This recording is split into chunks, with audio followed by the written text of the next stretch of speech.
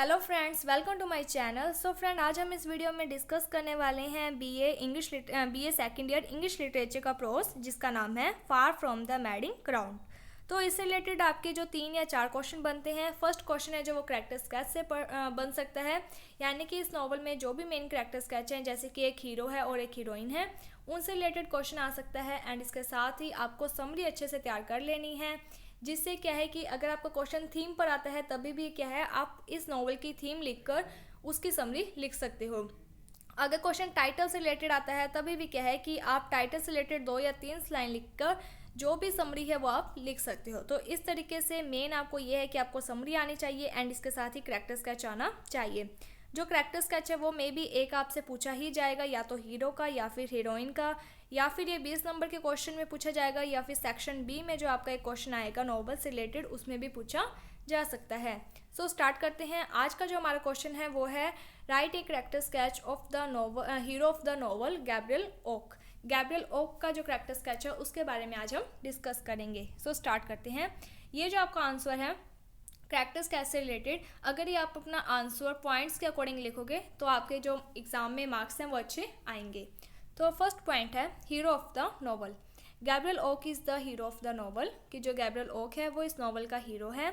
Okay possesses a good number of qualities which the hero of a novel should have. Oak में वो सभी qualities हैं जो कि एक नॉवल के हीरो में होनी चाहिए। लाइक अदर हीरोज, दूसरे हीरो की तरह Oak has his final victory in love. Oak की भी क्या है कि प्यार में अंतिम विजय होती है, मीन्स कि लास्ट में ओक ही प्यार में जीतता है।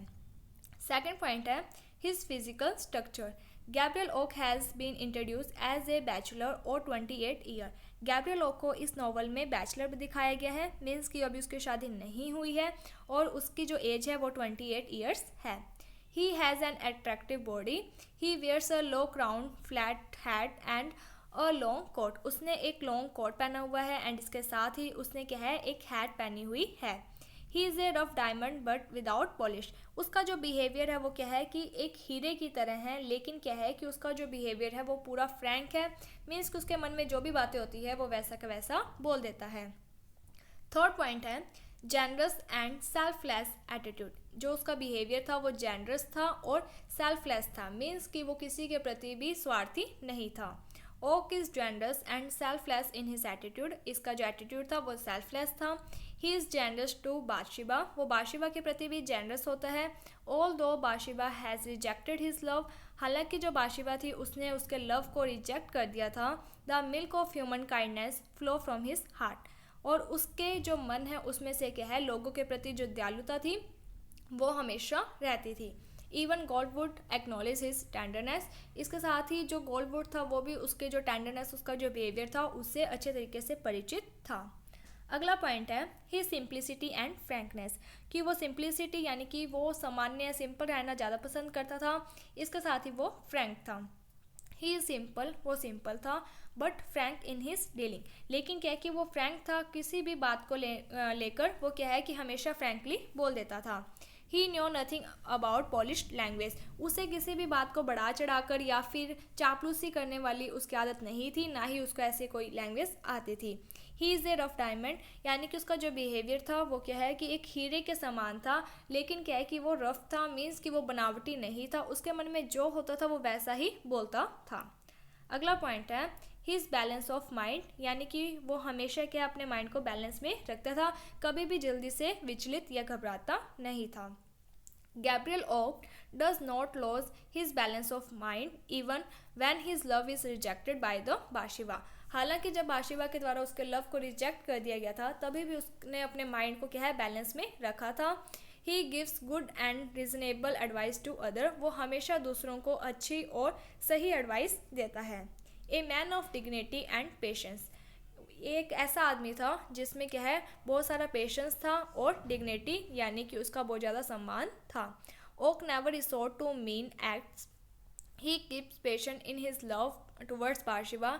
He is not an emotional man, कि जो ओक था वो इमोशनल पर्सन नहीं था, वो अपने जो भी इमोशंस हैं उसको अच्छे तरीके से मैनेज करके रखता था। उसका जो लव था बाशिबा के प्रति वो उसने जब यानी कि एक्सप्लेन किया था, एक्सप्रेस किया था बाशिबा को, तब बाशिबा उसे क्या है रिजेक्ट कर देती है, लेकिन वो हमेशा पेशेंटली उसका वेट करता रहता था। वो कभी भी क्या है नेवर रिसोर्ट, कभी भी इतना जल्दी विचलित नहीं होता था। ए मैन ऑफ सेल्फ रिस्पेक्ट, वो एक ऐसा पर्सन था जिसके खुद यानी कि वो अपनी सेल्फ रिस्पेक्ट भी बनाए रखता था। Oak is a man of self respect, Oak एक ऐसा पर्सन था जिसका खुद का भी आत्मसम्मान था। वंस बाशिबा क्वर्ल्ड विद हिम, जब बाशिबा उससे लड़ाई करती है, एंड सेंड हिम अवे, और उसे भेज देती है, Oak at once leave the place, तब जो ओक है वो उस स्थान को छोड़कर चला जाता है। He is however called back under dire necessity by Bathsheba, और उसको बाद में कब बुलाया जाता है, जब बाशिबा को ज़रूरत होती है। मीन्स कि जब बाशिबा ने उसको एक बार कह दिया चला जा, तो वो चला गया था, और वो तभी आया जब बाशिबा को ज़रूरत थी। अगला पॉइंट है अ काम एंड सिंसियर लवर, यानी कि वो एक शांत और सिंसियर लवर था। Oak began to love Bathsheba at first sight, जो ओक है वो उसने पहली नज़र में ही बाशिबा को प्यार करने लग गया था। He is calm and sincere in his love with Bathsheba, वो बहुत ही ज़्यादा काम था और सिंसियर था अपने प्यार के प्रति जो कि उसका बाशिबा के प्रति था। He does not make a show off his love, उसने कभी भी अपने लव को इतना जताया नहीं है, यानी कि वो ज़्यादा दिखाता नहीं था। Once he set his heart on Bathsheba, जब बाशिबा को उसने एक बार प्यार करना शुरू कर दिया, two other girls come in his mind, तो दूसरी लड़की के बारे में वो नहीं सोचता था। Once his love is rejected, जब उसको एक बार रिजेक्ट कर दिया गया था बाशिबा के द्वारा, he decide never to propose to her, उसने डिसाइड कर लिया था कि अब वो वापस उससे प्रपोज नहीं करेगा। अगला पॉइंट है एन एफिशिएंट वर्कर, वो क्या है एक एफिशिएंट वर्कर था। Oak is an efficient worker, he know his business as a farmer and a shepherd best, उसको अपने बिजनेस के प्रति उस जो बिजनेस है उसके बारे में पता था, एक फार्मर के रूप में, एक शेफर्ड के रूप में। ही क्योर्स बाशिबा शिप, उसने बाशिबा की जो शिप्स थी उसे भी सही कर दिया था, उसका इलाज किया था। He puts on fire in the farm of Bathsheba, he puts out, यानी कि उसने बाशिबा के जो फार्म है जब वहाँ पर आग लग गई थी तब उसे बुझाया था। Note the list of his asset in his rural understanding of time and his ability to wait, यानी कि उसको बहुत ज़्यादा नॉलेज थी हर एक चीज़ के प्रति।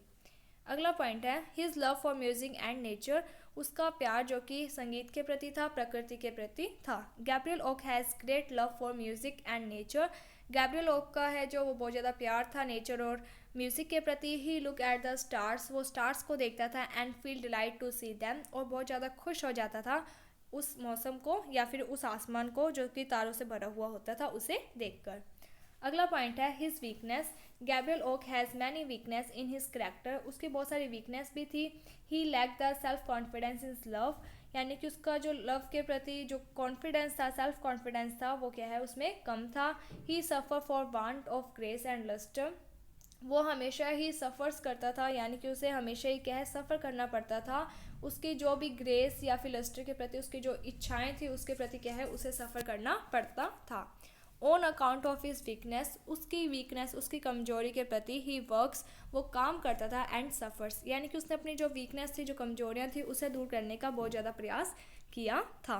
अगला पॉइंट है central figure, Oak is the most significant character in the novel, Oak है जो इस नावल में बहुत ही ज़्यादा इंपॉर्टेंट कैरेक्टर है। He possess heroic simplicity and integrity, यानी कि उसमें हीरो से रिलेटेड जो भी क्वालिटीज़ होती हैं, सिंप्लिसिटी थी वो सब उसमें था। He is not a man of false show, वो एक ऐसा पर्सन नहीं था जो कि दिखावा करता हो। ही इज़ सिंपल, वो सिंपल था, but maintain his dignity and respect, लेकिन उसने हमेशा अपना जो सम्मान है, अपनी जो रिस्पेक्ट है उसको बनाए रखा। He is the centre figure in the novel, और वो इस नावल का मेन कैरेक्टर या फिर सेंट्रल फिगर था। अगर आप चाहो तो आप इतना कर सकते हो, आगे लिखने की ज़रूरत नहीं है, लेकिन फिर भी अगर आप लिखना चाहते हो तो आप ये आपके सामने जो मैटर है आप लिख सकते हो। मैं आपको वैसे ही बोल कर बता देती हूँ। Ronald Barth says Hardy pictures of the classical rural time scales in which he make the temporal chime with the Eternal is at its most glorious in Far From the Madding Crowd. He create it pound the character figure of the true pastoral, that of the faithful shepherd. तो यहाँ पर क्या है कि जो यहाँ के novel जिन्होंने ये नॉवल लिखा है उनके बारे में बताया कि किस तरीके से उन्होंने इस पर्सन को शो किया है। अगर आप चाहो तो आप लिख सकते हो, अदरवाइज इतना आंसर आपके लिए इनफ होगा। So thank you friends for watching my video. Thank you.